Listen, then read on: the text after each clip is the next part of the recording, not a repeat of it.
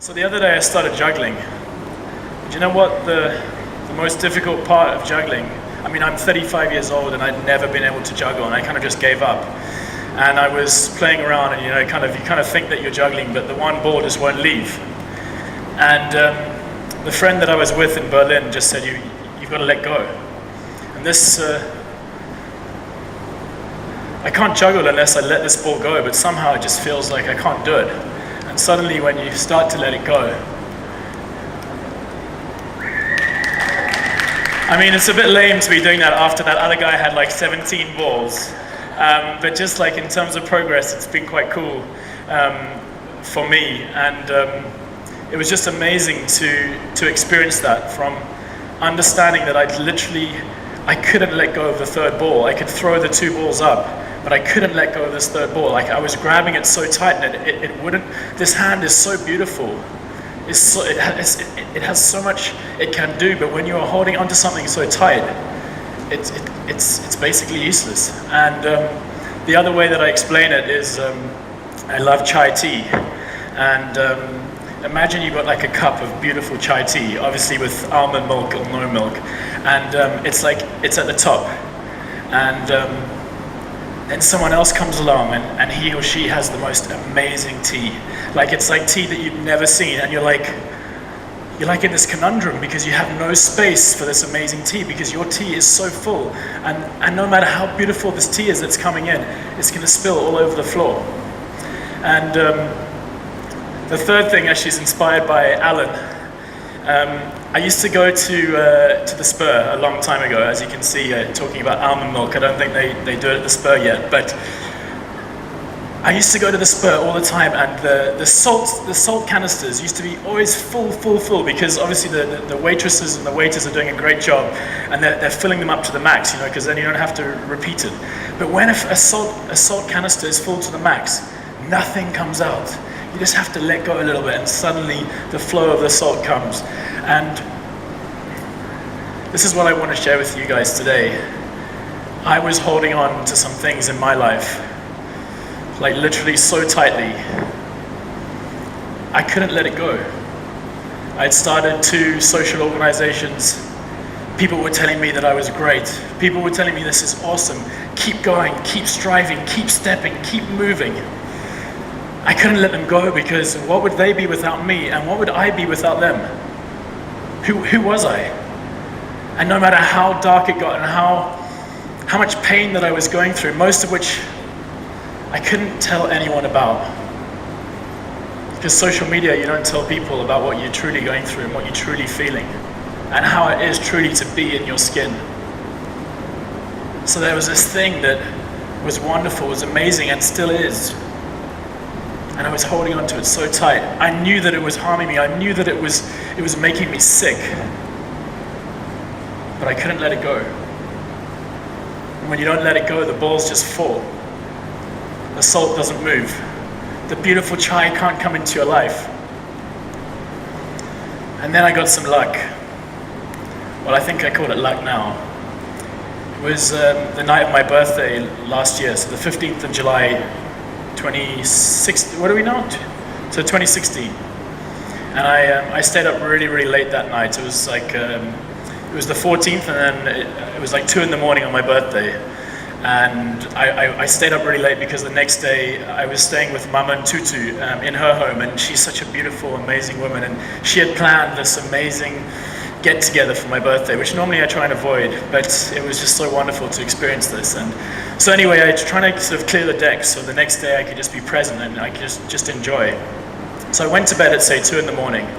And the thing with Mama and Tutu and in the place that I was staying was, like, what's mine is yours and what's yours is mine. It was such a beautiful thing for me to experience, like community and love and supporting. And we shared like a cupboard in our room. So it's a small room, but there was one little cupboard where Mama and Tutu had her stuff. And she's like about 4'10", but she's got like the energy and she's like a whirlwind. She's actually the mother of Tommy Tolikile, and the way he used to play cricket. I think Cheryl Calder knows Tommy Tolikile, but his mom is she's incredible.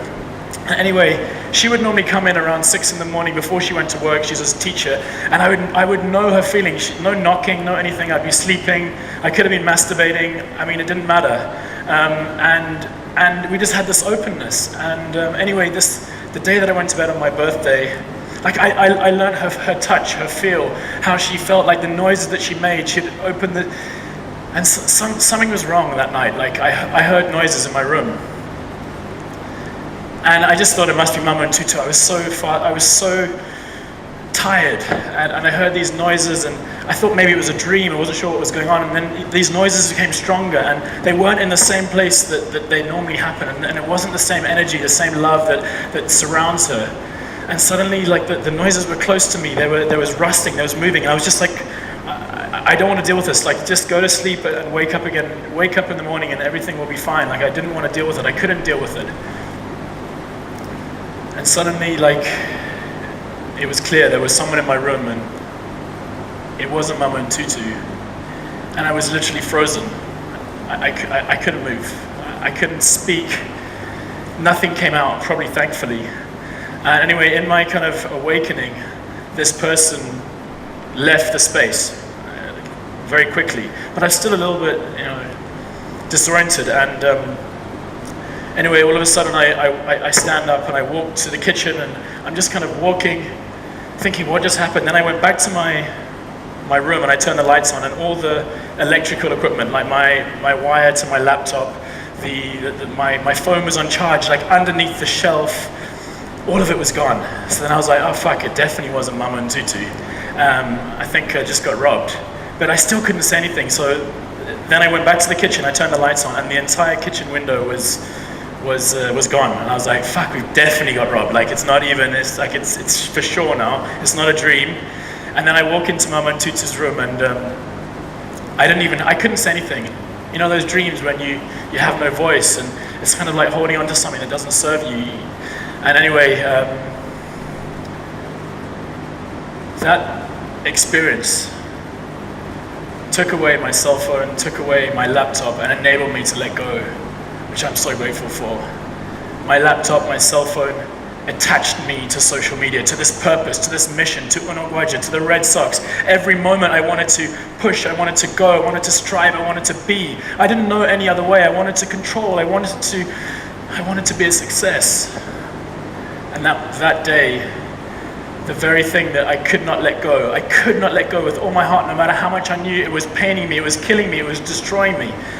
Someone, somewhere, came and just quietly stepped into my room, did a beautiful job with the window, and just took my laptop, took my iPad, took my cell phone. And if I can see that person, I will really be so grateful. And I hope that they're doing some beautiful things with that. So sometimes we need help in letting go, and it's something that's not easy to happen, and I'm so grateful that I was able to see that. And in this journey of letting go, and my jeepers, 9 minutes. It's never been my forte, sticking to time, so you're going to have to move forward. But one of the persons that I met soon after I let go of the reins of Unogwaja, of the Red Sox. I even had 4 matches left as the coach of Langa Hockey Club, and we were fighting for relegation, but I said, I have to look after myself. And one of the first people that I met was a lady called Bella in India, and I was telling her my story. I was animated. I was like so pained, and she just grabbed my hand. And she said, "Are you breathing?" And I can't explain it to you, because sometimes random things open up something in you. You know, they say that when the student is ready, the teacher appears, and it just happened that way, that she grabbed my hand and said, "Are you breathing?" And I realized for my entire life, as a great sportsman, as a so-called freaking Red Sox superhero that didn't stop running and didn't stop walking, I never breathed. I never breathed. And this is part of what I want us to do today. The other day I was in Berlin, like 2 weeks ago, and like every day in Berlin it's pretty cold, and you know, I was doing what I do every day, like put on my clothes, and on Friday I put my red socks on, but I was pulling on my socks, and I was like, Why? For the first time in my entire life, I said to myself, what is the purpose of these socks? My feet are the point of contact that connects us with this earth.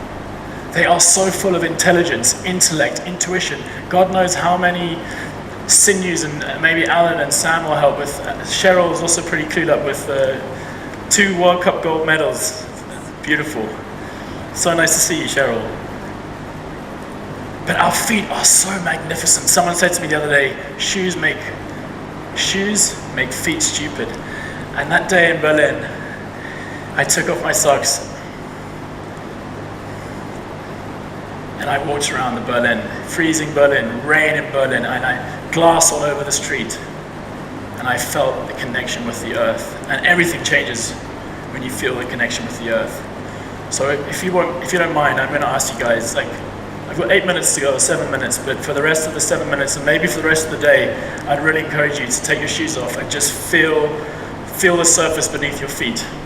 So don't be frightened if you've got smelly feet, it's all part of it. It's totally normal. And one of the most amazing things, guys, if anyone says I'm the crazy one, please, it's not me that's the crazy one.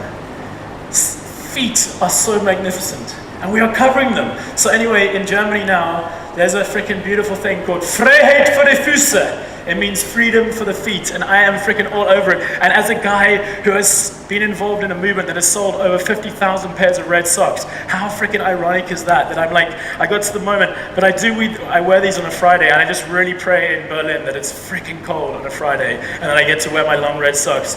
So guys, what I want us to do is, I want us to stand up, and I just want us to, just ground yourself. Feel, wiggle your toes, feel what is beneath you. And then close your eyes. And we're just going to do some breathing together. So try and be still as much as you can.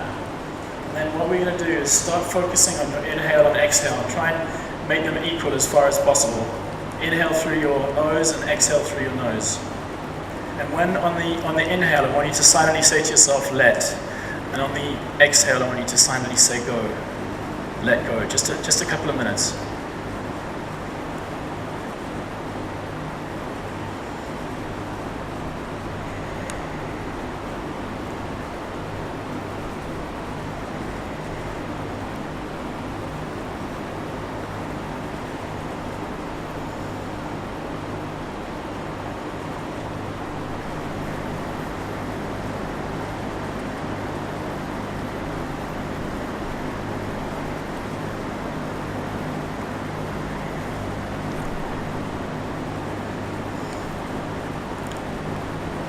Somehow it feels like space is created in us by just allowing ourselves to be still and present in our body.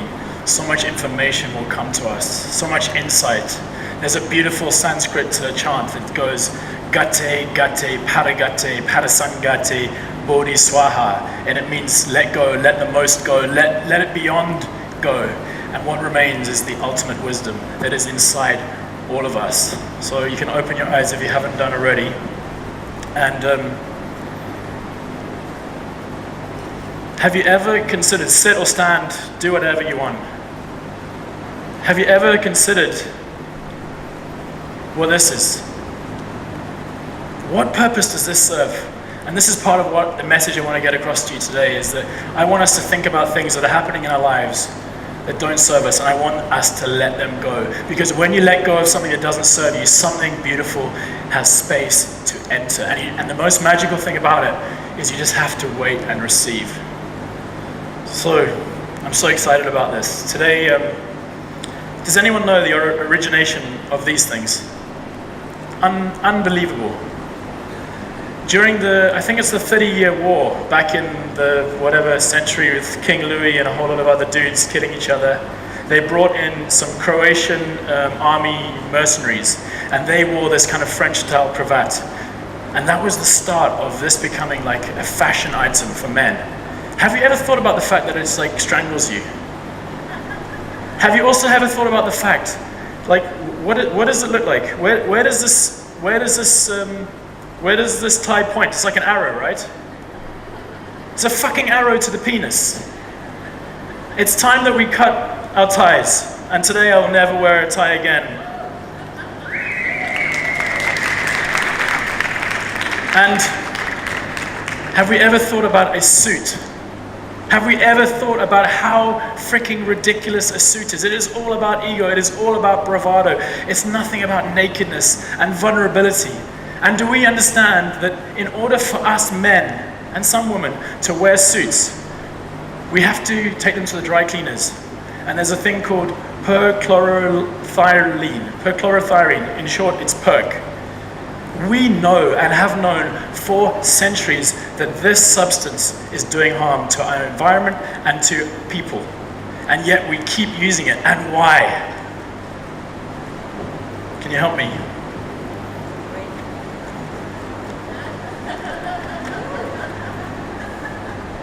Please, Sissy.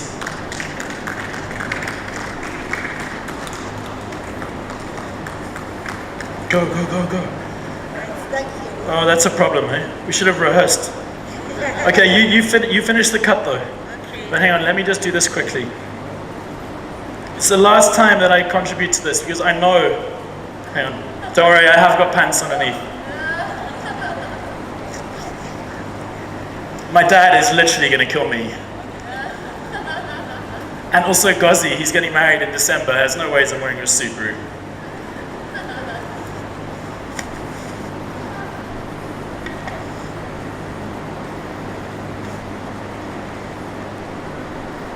Why do we keep perpetuating things that don't serve us? We need to make sure that we are aware of what is around us and start questioning stuff. Oh, fuck, that feels so much better. My God. I don't know, some people who know me saw me earlier, they were like totally freaked out. So, I've definitely run out of time. In order to finish up, I'm gonna ask you guys to stand up. And I want us to sing together. So I'm just gonna say the words and you're gonna repeat them, and then we'll see if we can get a bit of a vibe going. But it goes, it's the chant that I said earlier. So it's gate, gate, paragate, parasangate, bodhi swaha, and you're gonna do the hands. So basically what you're saying is we're letting go, we're letting it all go, we're letting it totally go on, and what remains is ultimate wisdom that is in us all. Gate, gate, paragate, parasangate, bodhi swaha. Okay, you gotta stay with me. Gate, gate, paragate, paragangate, bodhi swaha. Gate, gate, paragate, parasangate, bodhi swaha. Guys, I want to say thank you to all of you guys for being here. And for me, the last message that I want to get across is our lives should not be about impact anymore. It should be about lightness. Loka samasta sukhinu bhavantu. May all beings everywhere be happy and free. And may the thoughts, words, and actions of my own life contribute in some way to that happiness and to that freedom for all. Thank you.